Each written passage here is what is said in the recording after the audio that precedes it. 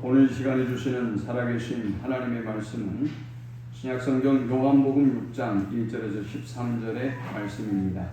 그 후에 예수께서 디베레 갈릴리 바다 건너편으로 가시며 큰 무리가 따르니 이는 병자를 행하시는 저주를 보았습니다. 예수께서 산에 오르사 제자들과 함께 거기 앉으시니 마침 유대인의 명절인 6월절이 가까웠습니다. 예수께서 눈을 들어 큰 무리가 자기에게로 오는 것을 보시고 빌립에게 이르시되 우리가 어디서 떡을 사서 이 사람들을 먹이겠느냐 하시니 이렇게 말씀하시면 신이 어떻게 하실지를 하시고 빌립을 시험하고자 하십니다.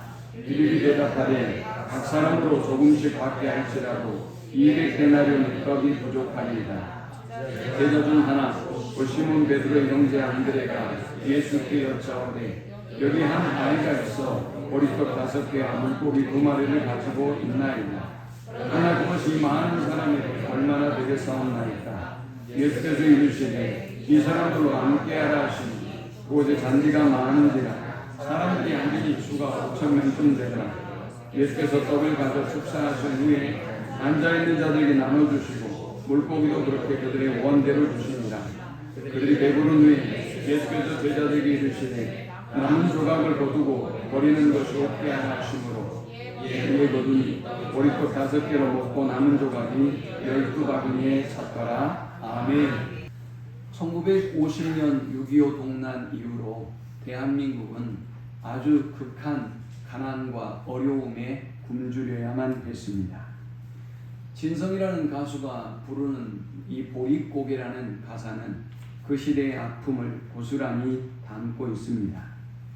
아이야 뛰지 마라 배 꺼질라 가슴 시린 보릿고갯길 줄임배 잡고 물 한 바가지 배 채우셨던 그 세월을 어찌 사셨소. 초근복 귀에 그 시절 바람결이 주워져 갈 때 어머님 서루 믿고 살았던 한마는 보릿고개요. 불빛이 꺾어 불던 슬픈 곡조는 어머님의 한숨이었소. 1950년대 대한민국의 사나는 그저 벌거숭이였습니다. 사람들은 풀뿌리를 캐서 먹었고 또 나무의 껍질을 벗겨서 먹고 생존해야만 했습니다. 1950년대 한국 사나가 더욱더 그럴 수밖에 없었던 이유는 땔감이 없었기 때문입니다. 우리 농부들은 추위를 견뎌내기 위해서 산에 있는 나무를 다 취해서 땔감으로 삼았고 그것으로 끼니를 때울 수 있도록 조리를 하기도 하고 군부를 떼기도 하고 그리고 뜨거운 물을 끓이기도 하고 고기를 굽기도 하고 모든 것들이 산에서 얻어지는 것들을 통해서 이루어졌습니다. 1960년대가 되면서 우리나라는 이 산림을 보호하는 정책을 적극적으로 펼치기 시작했습니다. 정책적으로 연탄이 등장했고 60년대 이후에 살았던 모든 분들은 아마 연탄을 떼는 그 시절의 추억을 한두 가지씩은 다 가지고 있을 것입니다. 연탄 불 구멍을 공기 구멍을 조절을 잘 못해서 연탄이 갑작스럽게 다 타버려서 불이 꺼져버린 경우도 있었고요. 우리의 친척들을 연탄 가스가 중독돼서 잃었던 아픔도 추억도 있습니다.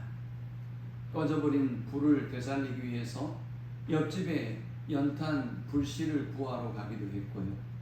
그리고 번개탄은 고기를 구워 먹는 용도로 지금 사용하고 있지만 꺼진 연탄 불을 다시 살리는 그런 용도가 바로 번개탄이었습니다. 우리는 이 연탄불을 떼면서 너무나 많은 아픔과 고통을 경험하며 살았습니다. 그곳에서 조리도 하고 그곳에서 생선을 굽기도 하고 그곳에서 고기를 구워 먹기도 하고 그리고 목욕물을 데피기도 했습니다. 그곳에서 때로는 달고나를 구워 팔기도 하는 그런 재밌는 추억들을 우리가 가지고 있습니다.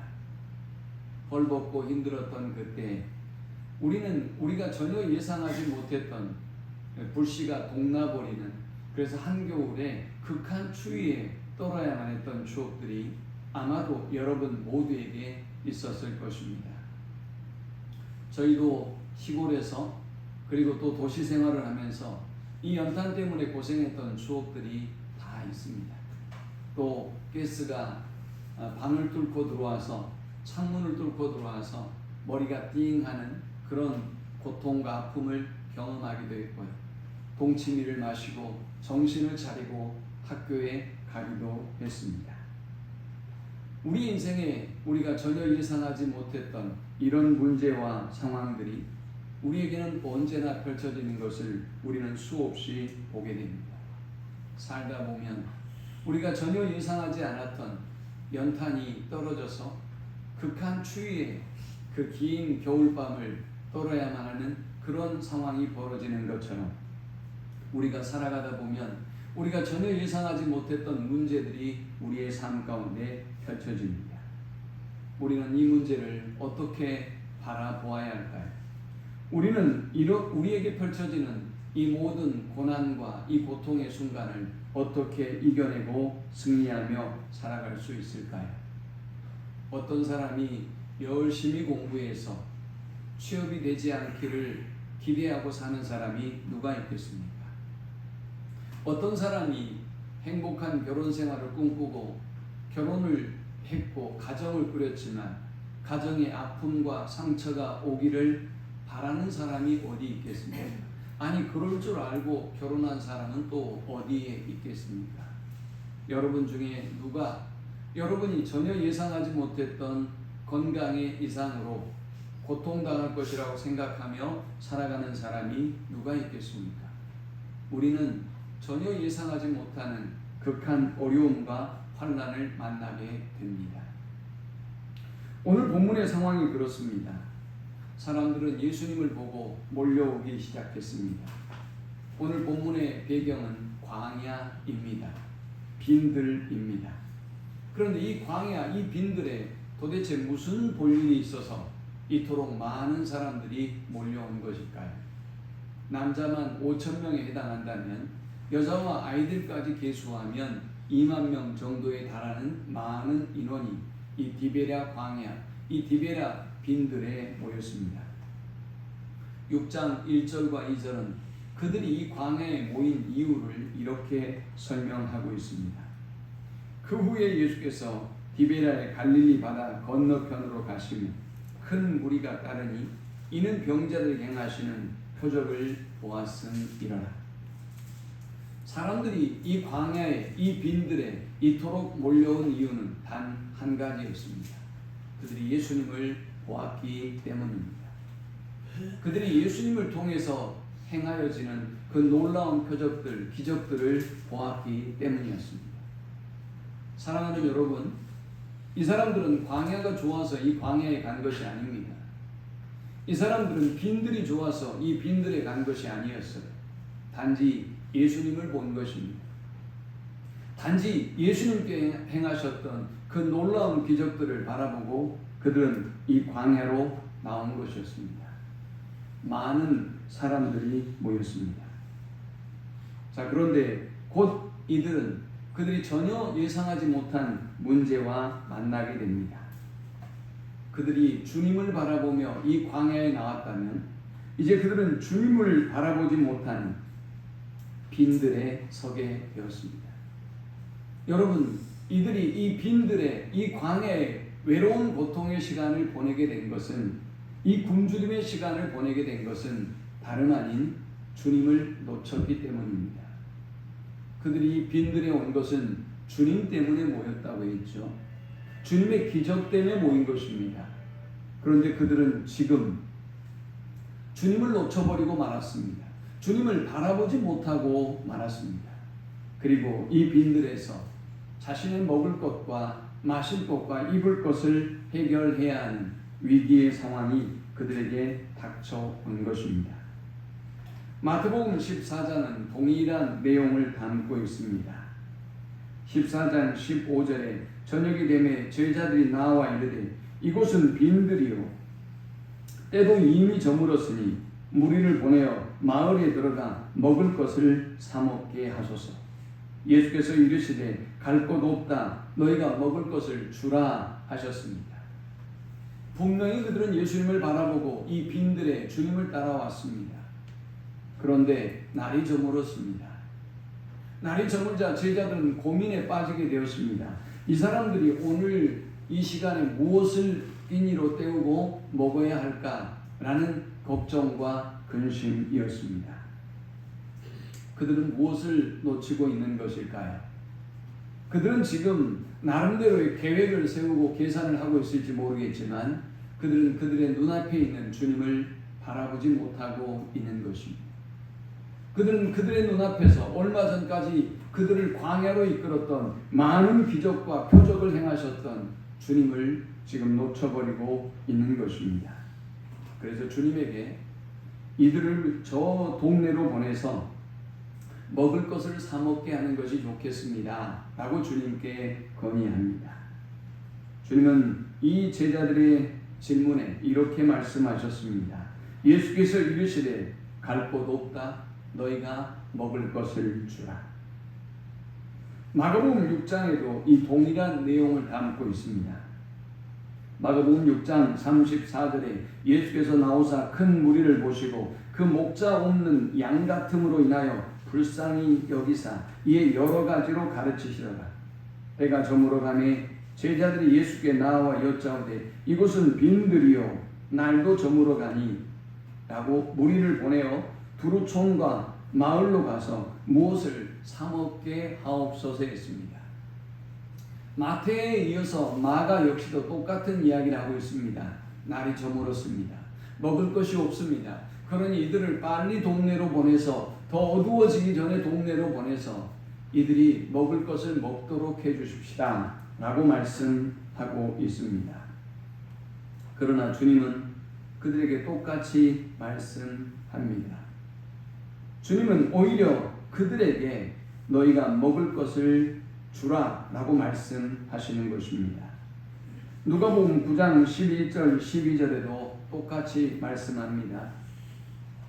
무리가 알고 따라왔거늘 예수께서 그들을 영접하사 하나님 나라의 일을 이야기하시며 병 고칠 자들을 고치시더라.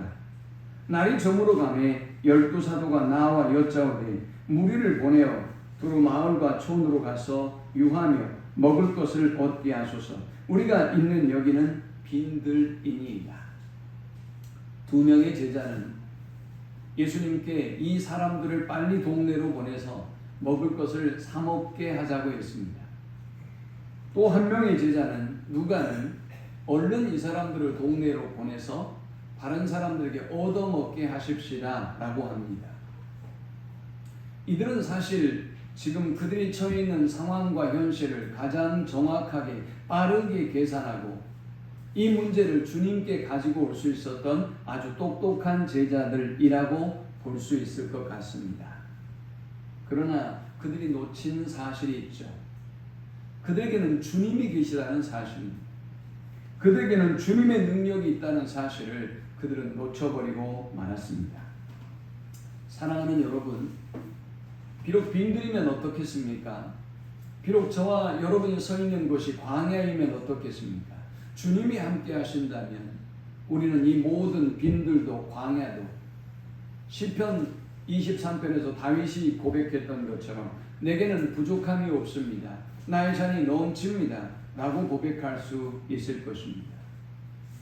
광야면 어떻습니까? 빈들이면 어떻습니까? 주님 아이를 책임질 수 있는 엄마와 아빠만 있다면 그 광야와 빈들은 아이에게 전혀 두려움의 장소가 되지 않을 것입니다. 오히려 그것은 소풍의 장소가 될 것입니다. 엄마와 아빠와 함께하는 멋진 외출, 피크닉의 장소가 될 것입니다. 자, 그들이 주님을 바라보지 못함으로 그들은 빈들의 외로움을, 빈들의 고독함을, 또 빈들의 굶주림을 경험해야만 했습니다.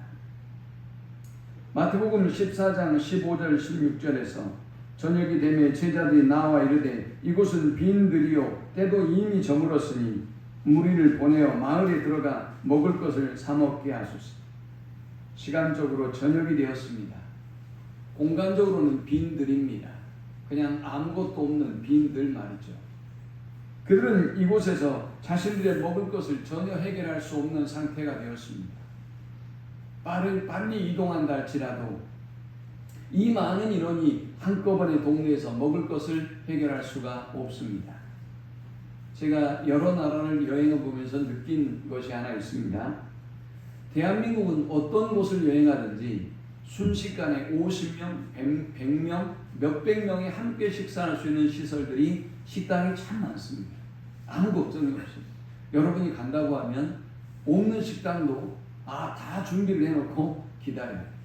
그런데요, 일본과 다른 외국 같은 곳들을 가보면 대형 식당이 없습니다. 단체로 식사할 만한 곳이 없어요. 아주 조그맣게 돼 있거든요. 단체로 식사를 하면 기다려서 그냥 그 사람들과 섞여서 먹는 방법밖에 없어요. 우리나라처럼 이렇게 아주 편하게 먹을 수 있는 이런 공간을 가지고 있는 나라는 흔치 않습니다. 지금 5,000명의 사람들이 먹을 것을 사 먹든 얻어 먹으러 이동하든 동네로 이동해서 자신들의 이 먹을 것을 해결할 수 있는 방법은 전혀 없습니다. 이 빈들은 어느새 주님을 바라보고 그들이 나왔던 이 빈들은 어느새 시험의 장소가 되고 말았습니다. 주님은 오늘 다른 복음서와는 다르게 빌립에게 이렇게 말씀합니다. 5절에 예수께서 눈을 들어 큰 무리가 자기에게로 오는 것을 보시고 빌립에게 이르시되 우리가 어디서 떡을 사서 이 사람들을 먹이겠느냐 하시니 이렇게 말씀하시면 친히 어떻게 하실지를 아시고 빌립을 시험하고자 하심이라 했습니다. 다른 복음서들과 다르게 요한복음에는 이 빌립을 시험하고자 주님이 질문을 던지고 있습니다. 왜 그러셨을까요? 주님은 이미 다른 제자들, 다른 사람들의 의견을 들어서 알고 있습니다. 마태도, 마가도, 누가도, 그리고 12명의 제자도 이 사람들을 먹일 방법은 우리가 얼른 가서 얻어 먹이거나 아니면 이 사람들이 빨리 동네로 이동해서 사 먹는 방법밖에 없습니다. 주님 빨리 오더를 내려서 이 문제를 해결해 주십시오 라는 그런 제안이었습니다. 주님은 이 사실을 너무나 잘 알고 있습니다. 그리고 주님은 빌립에게 이 질문을 던졌을 때 빌립이 어떻게 이 문제를 대처할 줄도 알고 있습니다. 믿음으로 바라보지 못하는 사람, 주님의 능력을 믿지 못하는 사람, 주님을 의지하지 못하는 사람들은 다 이렇게 판단하고 이렇게 분별하고 이런 대안을 세우기 때문입니다. 주님이 빌립에게 물었습니다. 빌립에게 이르시되 우리가 어디서 떡을 사서 이 사람들을 먹이겠느냐 하시니 이렇게 하시면 친히 어떻게 하실지를 아시고 빌립을 시험하고자 하십니다. 빌립이 대답하되 각 사람으로 조금씩 받게 할지라도 200데나리온의 떡이 부족하니라. 빌립은 계산이 빠른 사람이었던 것 같습니다. 빌립은 매우 똑똑합니다. 당시에 한 데나리온은 노동자 한 사람의 하루의 품삯입니다. 이 5,000명이 넘는 이 많은 사람을 먹이려면 200데나리온이 필요합니다 라고 말했습니다. 글쎄요, 요즘 인건비를 하루에 2만 원으로 친다면 우리 하루 일당을 하루 2만 원으로 쳤을 때 이 5,000명을 먹이는 비용은 400만 원 정도 됩니다. 이 정도의 돈이 필요합니다 라고 빌립은 빨리 보고합니다. 주님은 빌립이 이렇게 대답할 것을 아셨습니다. 주님은 빌립이 이렇게 문제를 해결하기를 원하셨던 것을 아셨습니다. 아니, 주님은 저와 여러분이 지금 직면하고 있는 이 문제를 어떻게 해결하려고 하는지를 너무나 잘 알고 있습니다. 아마 대부분의 사람들은 빨리 휴대폰에 계산기를 꺼내서 얼마가 필요한지, 이 사람들이 먹으려면, 이 사람들이 마시려면, 우리가 살림하고 살아가려면, 우리가 노후를 어떻게 보내려면 어느 정도의 적금이 필요하며 어느 정도의 경비가 필요한지 아주 빠르게 계산하기 시작할 것입니다. 주님은 왜 빌립을 시험하셨을까요? 세상의 사람들은 이런 방식으로 살아가지만 하나님의 사람들은 이런 방식으로 살아서는 안 되기 때문입니다. 빌립은 정말 정확하게 계산을 했지만 그러나 더 중요한 절대 상수를 놓쳐버리고 말았어요. 그 절대 상수가 무엇입니까? 바로 예수님입니다. 그 절대 상수가 무엇입니까? 예수님의 절대적인 능력입니다.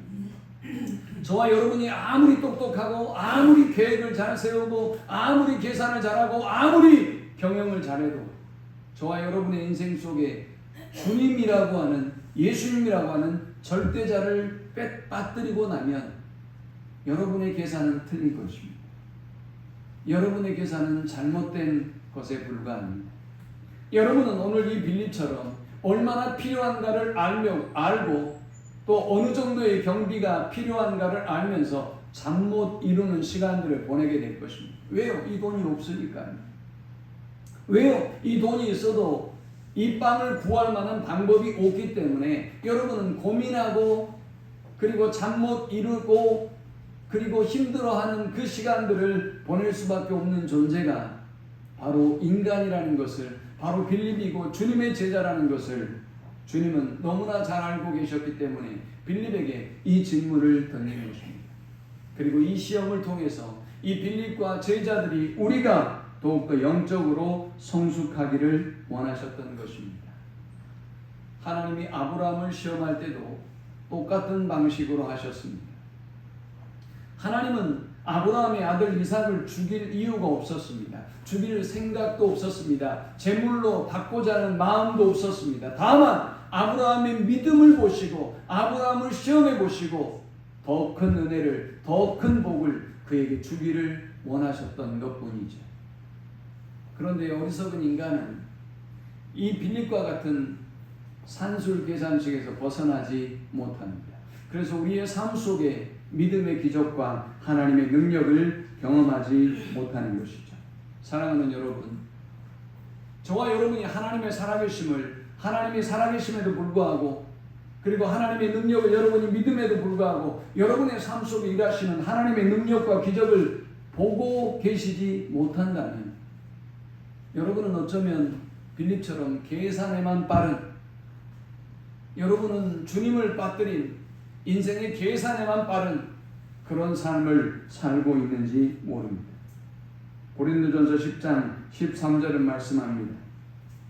사람이 감당할 시험 받기는 너희에게 당하는 것이 없나니 오직 하나님은 미쁘사 너희가 감당치 못할 시험 당함을 허락지 아니하시고 시험 당할 즈음에 또한 피할 길을 내사 너희로 능히 감당하게 하시는. 하나님 우리에게 시험을 주실 때 피할 길을 주십니다. 감당할 만한 힘도 주십니다. 지혜도 주십니다. 그러므로 우리는 빈들에 외롭고 고독한 시간을 보내고 있다 할지라도 주님을 놓쳐서는 안 되는 것입니다. 우리는 주님을 바라보아야 합니다. 우리는 주님의 능력을 믿어야 됩니다. 우리의 모든 문제를 주님께 온전히 맡겨드려야 하는 것입니다. 예수님을 쫓아서 예수님의 기적을 바라보고 나왔던 이 빈들, 이 광야는 주님을 놓쳐버리는 순간 어둡고 외롭고 고독한 장소가 되고 말았습니다. 사람들이 배고프면 아무것도 보이지 않아요. 주님도 보이지 않을 뿐만이 아니라 제자들도 보이지 않을 뿐만이 아니라 말씀도 들리지 않죠. 그냥 내 정욕과 내 욕심과 내 생각과 내 주장만 있을 뿐입니다. 이들은 마을에 가서 먹을 것을 사 먹게 하소서, 우리로 마을로 보내셔서 먹을 것을 얻어 먹게 하소서라고 외쳤습니다. 그러나 주님은 뭐라고 말씀하셨습니까? 주님은 그들이 마을에 가서 뭘 사 먹고 오라고 말씀하지 않았어요. 주님은 그들을 마을에 보내셔서 그들에게 다른 사람들로부터 먹을 것을 얻어 먹으라고 하지 않았습니다. 예수님은 이렇게 말씀하셨습니다. 예수께서 이르시되 갈 것 없다. 너희가 먹을 것을 주라. 이 어떤 말씀일까요? 갈 필요가 없다는 것입니다. 너희의 합리적이고 이성적인 방법으로 이 문제를 해결할 필요가 없다는 것입니다. 주님은 이미 그들에게 이 문제를 해결할 만한 능력이 있다고 말씀하십니다. 그래서 너희가 먹을 것을 주라 라고 말씀합니다. 너희도 굶주려 죽는 것이 아니라 너희가 오히려 그 5천 명의 사람들을 먹여 살릴 수 있는 그 은혜가, 그 능력이 너희에게 있다라고 주님이 지금 말씀하고 있는 것입니다. 사랑하는 여러분, 두려워하지 마십시오. 염려하지 마십시오. 오늘 여러분이 내가 굶주리고 힘들고 헐벗고 외롭고 고독한 시간을 보내고 있다고, 내가 이 빈들에서 고통의 시간을 보내고 있다라고 여기고 있을지 모르겠지만 주님은 여러분에게 말씀합니다. 너가 먹을 것을 주라. 네가 저 사람의 필요를 채우라. 네가 오히려 저 사람을 돌보고 저 사람에게 공급하라 라고 주님은 말씀하고 있는 것입니다. 누가복음 9장 12절 13절에도 말씀합니다. 날이 저물어 가며 12사도가 나와 여짜오되 무리를 보내어 두루 마을과 촌으로 가서 유하며 먹을 것을 얻게 하소서. 우리가 있는 여기는 빈 들이니이다 라고 말합니다. 주님이 그들에게 뭐라고 말씀합니까? 예수께서 이르시되 너희가 먹을 것을 주라 하시니 여짜오되 우리에게 떡 5개와 물고기 2마리밖에 없으니 이 모든 사람을 위하여 먹을 것을 사지 아니하고서는 할 수 없사옵나이다 하니 했습니다. 복음서 모두를 다 관통해 볼 때 제자들의 사고는 단순했습니다. 먹을 것이 없습니다. 얼른 가서 사 먹든지 이들 각자가 자신의 문제를 해결하든지 얼른 이들 스스로가 흩어져서 먹을 것을 구걸하여 얻어먹게 해야 합니다 라는 것이었습니다. 그런데 놀랍게도 요한복음에만 이 문제를 시험이라고 말씀하셨어요. 사랑하는 여러분, 주님은 때로 우리의 인생에 시험을 주십니다. 여러분의 문제 해결의 방법이 하나님을 바라보고 믿음에 서 있는 방법이 하나님을 믿는다고 하면서도 하나님을 바라보지 못하고 하나님을 믿지 못하는 우리의 삶의 방식들을 바라보고 주님은 안타까이 여기시고 이런 악한 믿음을 버리고 하나님이 기뻐하시는 온전한 믿음의 자리로 나아가기 위해서 때로 우리를 빈들에 세웁니다. 때로 우리를 광야에 세웁니다. 때로 우리로 줄이게 하고 헐벗게 하고 굶주리게 만들며 또 사람들로부터 버리움을 당하기도 합니다. 그러나 우리가 주님을 바라본다면 광야는 더 이상 광야가 아닐 것입니다. 다윗이 고백했던 것처럼 푸른 초장과 쉴만한 물가로 인도하시는 주님으로 인하여 나는 부족함이 없다라고 고백할 수 있을 것입니다. 여러분의 인생의 광야를 만날 때 우리는 어떻게 해야 될까요? 요한일서 5장 14절 15절은 이렇게 말씀합니다. 그를 향하여 우리의 가진 바 담대한 것이 이것이니 그의 뜻대로 무엇을 구하면 들으시리라. 우리가 무엇이든지 구하는 바를 들으시는 줄을 안즉 우리가 그에게 구한 그것을 얻은 줄을 또한 아느니라 했습니다. 우리가 비록 광야에 있다 할지라도 우리가 가진 것이 있다는 것입니다. 그 가진 것이 무엇이라고 말씀합니까? 우리가 가진 그 담대한 것이 있다는 것입니다. 바로 그것이 믿음이라는 것입니다. 주님에 대한 믿음, 우리가 구하는 그 모든 것을 하나님이 주실 것이라는 이 믿음을 가진 사람은 광야의 외로운 그 고통의 시간이 외로운 시간, 고통의 시간만이 아니라 오히려 놀라운 그 광야가 기적의 장소로 바뀌어지는 은혜를 경험하게 될 것이다 라는 것입니다. 자, 주님을 바라보고 사람들이 광야에 모였습니다. 그러나 주님을 바라보지 못했을 때 이 광야는 빈들이 되었고 그들은 저녁의 시간을 맞았고 그들은 혼란과 혼돈에 빠지게 되었습니다.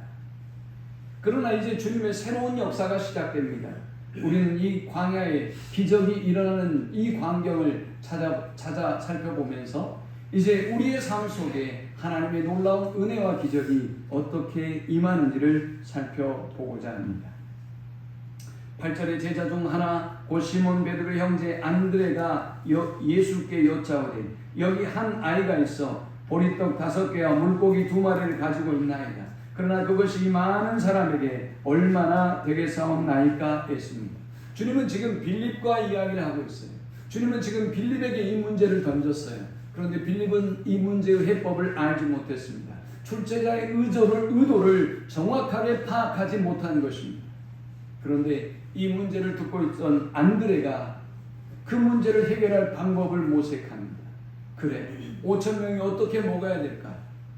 그는 열심히 5,000명의 군중들 속을 헤매고 다녔던 것 같습니다. 아마 소리치며 외쳤을 것입니다. 여러분 중에 혹시 먹을 것이 있는 사람이 있습니까? 여러분 중에 혹시 여분의 떡이 있거나 물고기가 있거나 마실 것과 먹을 것이 있는 분은 손을 들어 주십시오. 여러분 외쳐서 지금 저에게 주십시오. 우리 주님이 이 먹을 것의 문제를 어떻게 해결하느냐고 우리에게 묻습니다. 라고 아마도 안 되면 뛰어다녔을 것입니다. 다행스럽게도 안드레는 한 아이로부터 오병이어를 얻습니다. 보리떡 5개와 물고기 2개였습니다. 그는 이 오병이어를 가지고 주님에게 나옵니다. 그리고 이렇게 말합니다. 그러나 그것이 이 많은 사람에게 얼마나 되겠사옵나이까. 여러분, 광야의 기적은 계산이 아니라 작은 헌신에서 시작된다는 사실을 기억하십시오. 계산은 빌립이 했어요. 계산은 오늘 기적을 경험하지 못하는 광야의 빈들에 서 있는 사람들이나 하는 것입니다. 기적은 그것이 도움이 되든 안 되든 주님이 원하시면 오병이어라도 나의 작은 2랩돈이라도 하나님 앞에 드릴 수 있는 믿음의 사람이 그 믿음의 역사, 기적을 경험하는 것입니다. 안드레는 불완전한 믿음을 가지고 있었던 사람, 오병이어를 드리면서도 이렇게 말합니다. 제게 오병이어가 있습니다마는 이것으로 이 많은 사람들이 어떻게 먹을 수 있단 말입니까? 라는 부정적인 보고를 합니다. 그러나 사랑하는 여러분, 우리의 믿음이 불완전해도, 우리의 믿음이 온전치 못해도 주님은 우리의 이 불완전한 헌신을 통해서 놀라운 기적을 행하신다는 사실을 믿으시기 바랍니다. 광야의 기적은 2번째, 순종에서 비롯됩니다. 주님은 이 사람들을 잔디에 앉혔습니다. 10절에 예수께서 이르시되 이 사람들로 앉게 하라 하시니 그곳에 잔디가 많은지라 사람들이 앉으니 수가 5,000명쯤 되더라. 여러분이 지금 이 광야에 있다면 어떨까요? 우리는 많은 기적을 보았습니다. 우리는 주님의 능력을 보았습니다. 그리고 주님이 이 디베라의 광야에서 우리를 그냥 이대로 내버려 두실까에 대한 의혹을 갖는 사람들이 있을 것입니다. 그 중에 똑똑한 사람이 먼저 일어나 말할 것입니다. 주님, 어떻게 해보세요.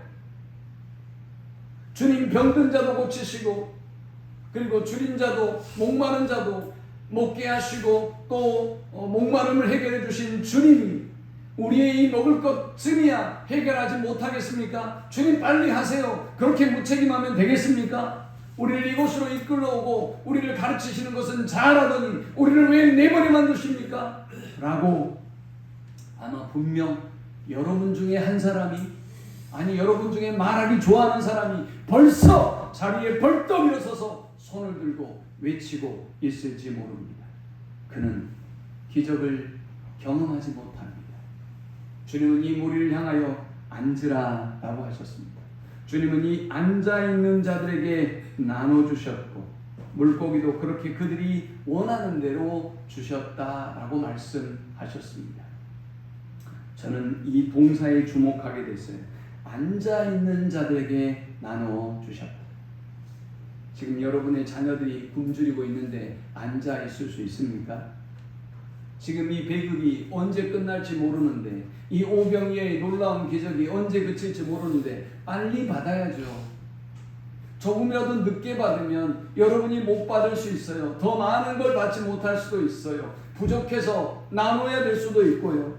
그리고 영영 끼니를 해결하지 못할 수도 있어요. 사람들은 일어서서 서로 분노하고 질투하고 시기하고 다투며 이 오병이어를 통해서 이어지는 먹을 것과 마실 것의 문제를 빨리 해결하려고 했을 것입니다. 그러나 주님은 그들을 앉히셨습니다. 저는 이 앉는다라는 동사를 이렇게 생각해 보았습니다. 주님은 우리의 육체를 앉힐 뿐만이 아니라 우리의 마음을 가라앉히셨다. 주님은 여러분의 분노를, 여러분의 다급함을, 여러분의 조급함과 걱정과 근심을 나를 바라보고 나를 믿고 너희가 이제 조용히 그 자리에 앉으라 라고 말씀하시고 앉는 그들에게 주님은 이 기적을 행하여 주신 것입니다. 사랑하는 여러분, 주님이 앉으려고 할 때 여러분의 지혜로 주장하려 들려고 하지 마십시오. 여러분의 분노로 주님께 따지려 들려고 하지 마십시오. 주님이 앉으려고 할 때 아무리 다급해도, 아무리 여러분이 급해도, 아무리 여러분이 분노가 치밀어 올랐어도 주님이 왜 이 상황을 이렇게 대책 없이 만들어 두었냐고 분노를 터뜨리기 전에 조용히 주님의 말씀대로 여러분의 자리에 앉는, 예배의 자리에 앉는, 기도의 자리에 앉는 그런 여러분이 될 수 있기를 축원합니다. 오늘 이 예배의 자리에 앉아있는 여러분도 사실 몸은 앉아있지만 마음은 앉아있지 못한 분들 계실 거예요. 분주하죠. 이 다음 스케줄이 있어요. 걱정과 염려도 있죠. 전화를 뒤적거리죠. 그런 분들은 앉아있는 사람이 아니에요. 오늘 하나님 앞에 잠잠하게 하나님을 바라보며 예배하는 사람이 아니에요.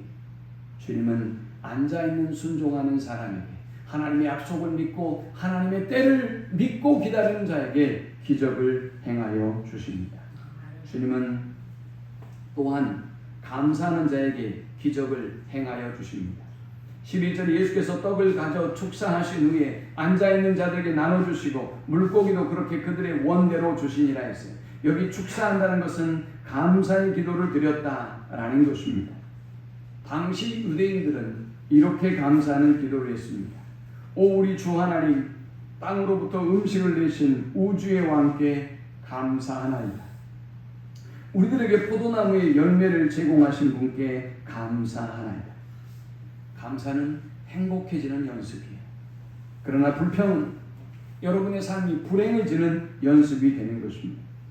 배부름은 여러분들이 원하는 대로 주어지는 하나님의 놀라운 축복은, 그리고 이 다윗이 고백했던 것처럼 내 잔이 넘치나이다, 부족함이 없습니다 라는 고백은 감사하는 자가 경험할 수가 있는 것입니다. 일본의 한 사람이 제2차 세계대전이 끝나고 고향으로 돌아왔습니다. 이 사람은 해군 장교입니다. 기아에, 그런데 고향 땅에 돌아와 보니 고향 땅은 엉망이 되었습니다. 그 땅은 온통 잿더미가 되었고 폐허가 되었습니다. 사람들의 마음속에는 상처와 고통이 가득했습니다. 분노가 끓어올랐고 증오심이 넘쳤습니다. 그리고 불평과 원망이 가득한 사람들이 일본 자신의 고향의 동네 사람들이었습니다. 그 역시 마찬가지였습니다. 내가 누구 때문에, 무엇 때문에 이 전쟁을 해야만 했는가? 이 전쟁을 통해서 내가 얻고 내가 잃은 것은 무엇인가? 라는 생각을 했을 때 분노가 치러 올랐습니다. 이 사람은 화병이 생겼습니다. 이 화병으로 인해서 몸이 점점 더 상해가더니 전신마비가 와버리고 말았어요. 병원에 갔습니다. 병원 원장이 이 사람을 치료하면서 이 사람의 원인이 무엇인가를, 이 병의 원인이, 이 마비의 원인이 무엇인가를 알게 되었습니다. 그 원인은 바로 불평과 불만이었습니다. 의사 선생님은 그에게 처방을 하면서 이렇게 말합니다. 당신은 내가 주는 약을 먹기 전에 언제나 하루에 3번씩 감사를 드리고 이 약을 먹어야 합니다. 이것이 병이 낫는 비결입니다 라고 했습니다. 그는 그 말을 듣고 감사하기로 했습니다. 하루 종일 약을 먹는 것보다 더 많이 감사해야 하겠다고 생각했습니다. 그러나 쉽지 않았습니다. 그러던 어느 날 중학교에 다니는 딸아이가 학교에서 돌아오다가 아버지에게 드리기 위해서 길거리에서 풀빵을 사가지고 돌아왔습니다. 이 딸이 아빠를 보며 웃으면서 말합니다. 아빠, 먹어. 이 딸이 준 이 조그만 풀빵을 바라보며 아빠는 감사의 눈물을 흘렸습니다. 그리고 딸의 손에서 받은 이 풀빵을 받고 하나님 감사합니다 라고 외쳤습니다. 그런데 놀라운 은혜가 그에게 임해서 그 순간 전신의 마비가 풀어지는 기적을 경험하게 되었습니다. 사랑하는 여러분, 감사가 기적을 경험하게 합니다. 감사가 어떻게 이루어질 수 있을까요? 하나님의 존재를 믿고 하나님의 능력을 믿고 하나님의 계획을 믿고 하나님의 인도하심을 믿는 사람만이 감사할 수 있지 않겠어요? 늘 원망하고 불평하는 사람은 어떤 사람이에요? 하나님을 못 믿는 사람이죠. 하나님의 능력도 못 믿고 하나님의 계획도 못 믿고 하나님의 일하는 방법도 못 믿고 하나님의 나를 향한 사랑도 못 믿기 때문에 원망과 불평의 삶을 살아가는 것입니다. 마지막 광야의 기적은 함께하는 나눔을 통하여 일어납니다. 예수께서 떡을 가져 축사하신 후에 앉아있는 자들에게 나눠주시고 물고기도 그렇게 그들의 원대로 주십니다. 그들이 배부른 후에 예수께서 제자들에게 이르시되 남은 조각을 거두고 버리는 것이 옥게 하라 하시므로 이에 거두니 보리떡 5개로 먹고 남은 조각이 12바구니에 찼더라 했습니다. 자, 오늘 여러분이 5,000명의 무리 가운데 있습니다. 저와 여러분에게 앞에서부터 먹을 것이 나눠지고 있습니다. 어떻게 하시겠습니까? 열심히 뒤로 나누겠습니까? 아니면 이 다음 끼니를 위해서 나의 가족들을 위하여 주머니에 아니면 보따리에 이 먹을 것을 여러분이 저장하고 쌓아두겠습니까? 그들은 열심히 나눴습니다. 그랬더니 그 결과가 뭡니까? 그들의 원대로 주시니라. 그들이 배부른 후에 12바구니에 찼더라 라고 했습니다. 여러분, 우리가 함께하고 나눌 때 하나님의 놀라운 은혜의 기적이 우리 가운데 임하는 것입니다. 누가복음 6장 38절은 말씀합니다. 주라! 그리하면 너희에게 줄 것이니 곧 후이 되어 누르고 온들어 넘치도록 하여 너희에게 안겨주리라. 너희가 헤아리는 그 헤아림으로 너희도 헤아림을 도로 받을 것입니다.